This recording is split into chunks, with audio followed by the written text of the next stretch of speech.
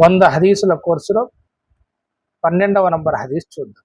అఊజు బిల్లాహి మినష్ షైతానిర్ రజీమ్ బిస్మిల్లాహిర్ రహ్మానిర్ రహీం. ఖాల రసూలుల్లాహి సల్లల్లాహు అలైహి వసల్లం ఇన్న బైన రజులి వ బైన షిర్కి వల్ కుఫ్రి తర్కస్ సలాత్.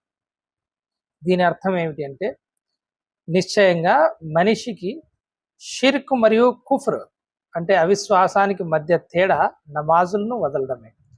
అంటే ప్రవక్త సల్లల్లాహు అలైహి వసల్లం వారు ఏమంటున్నారంటే, ఒక మనిషి విశ్వాసి మరియు అవిశ్వాసి ఈ రెండిట్లో ఏదో ఒకటి అవుతాడు. ఈ రెండిటికి మధ్య తేడా ఏమిటి అంటే, అతను నమాజుల్ని వదలడం. ఎవరైతే నమాజుల్ని ఆచరిస్తున్నాడో అతడు మోమిన్, ఎవరైతే నమాజుల్ని వదిలేస్తున్నాడో అతడు ఆచరణ రీత్యా కాఫిర్ అవుతాడు.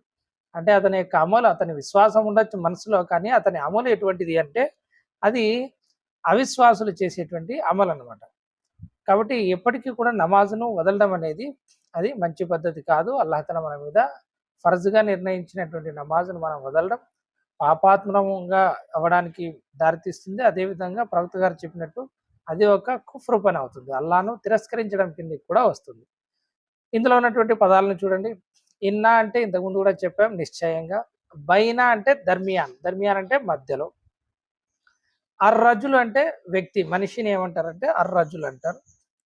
బైన షిర్కి వల్ కుఫ్రి, షిర్క్ మరియు కుఫ్రుకి ఆ మనిషికి మధ్య ఉన్నటువంటి తేడా, ఆ మధ్య ఏముంటుంది అంటే తరక సలాత్. తరక్ అంటే వదిలివేయడం, ఆ సలాత్ అంటే నమాజ్.